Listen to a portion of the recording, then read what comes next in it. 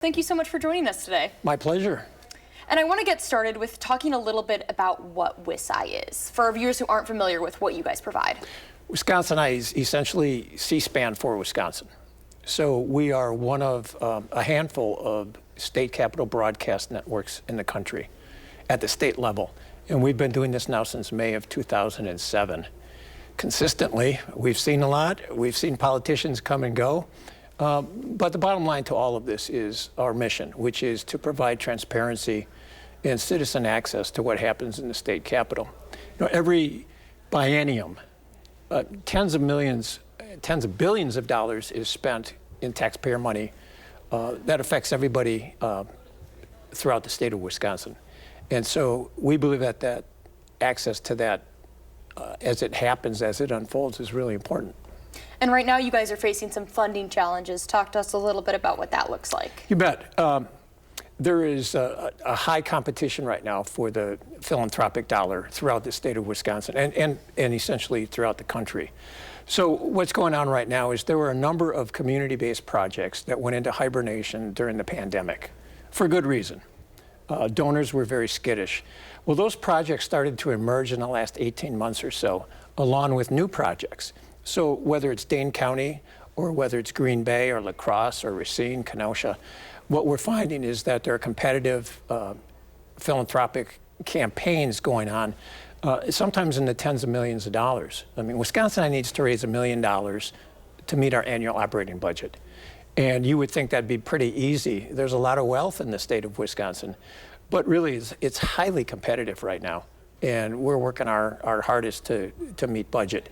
On top of that, there's $10 million sitting in a state account with our name on it in a dollar-for-dollar match to create a permanent endowment. That will be the glorious day when WisconsinEye has a $20 million endowment in place, and we won't have to worry about month to month as those dollars earn interest. So right now, we're essentially competing against ourselves, as well as all of those other community-based projects. And we've never been first in line. I mean, we're not rooted in a local community raising money for the homeless. We're not meeting those societal needs. That's not our mission. At the same time, we don't have this loyal alumni base with a really high-power machine to go out and raise money. And so we're middle of the pack, as it were, and fighting hard, clawing to get to the front of the line. And what would it mean if you guys weren't there? For people who don't necessarily fully understand what your mission is and what you do, what would it look like if WisconsinEye wasn't at the Capitol? Well, the biggest thing would be transparency goes away, because there's truth in what happens gavel to gavel. News reporters rely on WisconsinEye to tell the story of what happens in the Capitol. And what we've seen over the years is that as resources in newsrooms across the state have been diminished and technology has changed, that state capitol press room used to be a beehive of activity, and now there's just a handful of reporters. The other reporters who write about what happens in the state capitol can do it remotely because they're watching WisconsinEye Live. So to answer your question more directly, the biggest losers are those who care most about the inputs and outcomes of state government. So I would put on that list the commercial news media, advocacy organizations around the state, and the people of Wisconsin, because you will not have the opportunity to see as many public hearings as they occur. You would not essentially hear the voice of the people. And so if WisconsinEye goes away, that access goes away. And let's quantify that for a sec. So in the last 2.5 years, WisconsinEye has had 320,000 unique visitors to our website. We have delivered more than 2.5 million website views. We have 40,000 members in our social media communities. So we know there's a high interest in WisconsinEye, and those viewers would not have this resource because there's nothing else like it in the state. And you mentioned, too, it's very unique across the country. Talk to me a little bit about that. Not every state has a resource like this. They don't, and ours is actually made history back in 2007 as launching as the nation's only first and independent truly independent, non-government owned, non-government controlled broadcast network from the state capitol. Why is that important? Well, the party in power drives the legislative agenda, and the party in power controls how those networks operate, and the party in power controls the funding of those networks. And so there used to be an organization called the National Association of State Capitol Networks, NAPAN. And when we would get together on an annual basis, they would look at WisconsinEye and say, boy, we wish we were like you with that independence. And we would say, oh, we wish we were like you with the resources.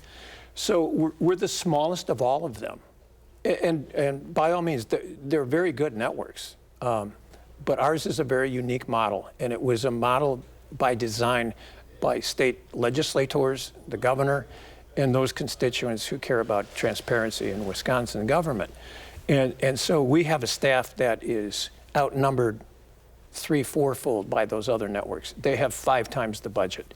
We've got 5 staff members running a budget of just under $1 million to deliver an exceptional amount of quality gavel-to-gavel coverage from the Capitol. And we do other things that wrap around that core mission.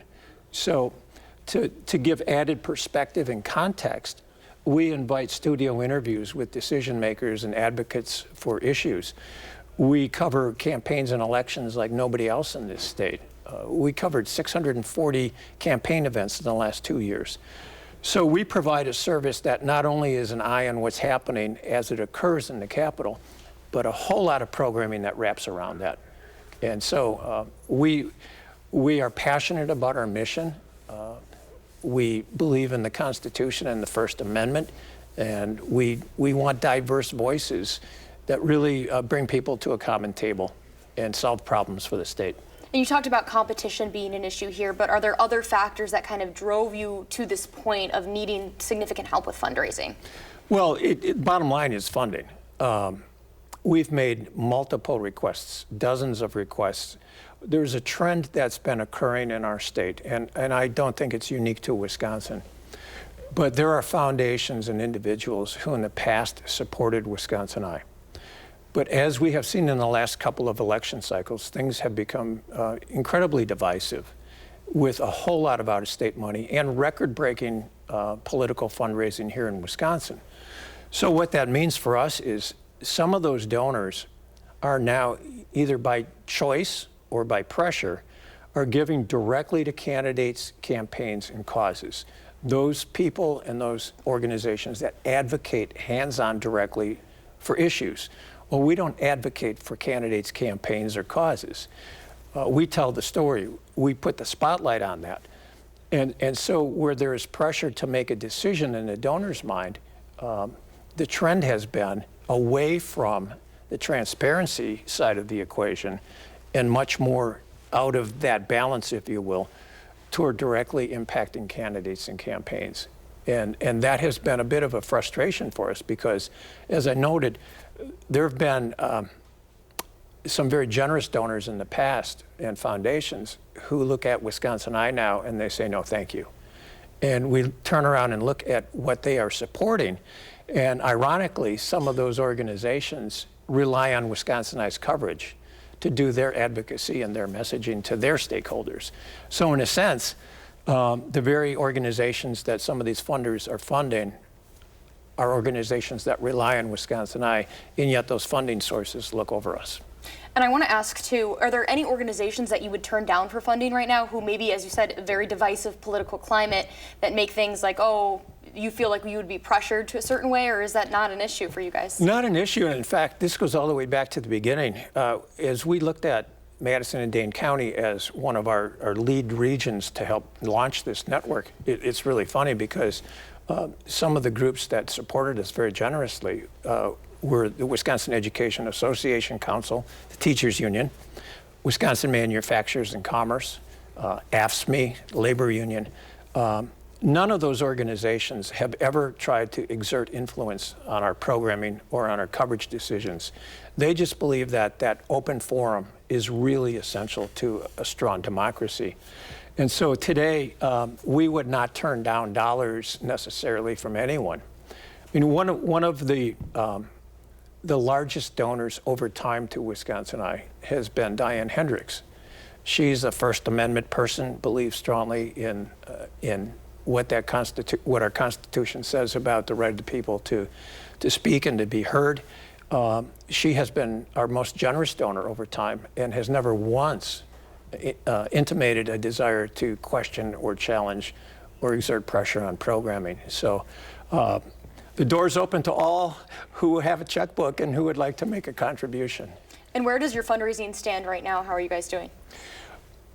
Month to month, we're good through the end of the year and into the first quarter of next year on our operations budget. After that, and that's why the appeal went out. The other thing that's happening in the donor environment is donors are reluctant to make multiple year commitments. So that's a budgetable kind of thing. If we could get a donor to say, well, we'd like to make a gift for the next 3 years of this amount, that is a great stress reliever for our budget. There are none of those on our books right now, where in the past those were fairly numerous. And so we're just fighting against a really tough environment. We are good through into and through the first quarter of next year on meeting our monthly. And then beyond that, time will tell. Well, wonderful. Is there anything else that you would like to add? Only that we look to Madison and Dane County as really the anchor for the creation of WisconsinEye. There are a couple of really cool moments in our creation. One of those was when now deceased developer George and Candy Jalamis here in town really caught on to the idea of helping WisconsinEye. And they said, well, let's do a party.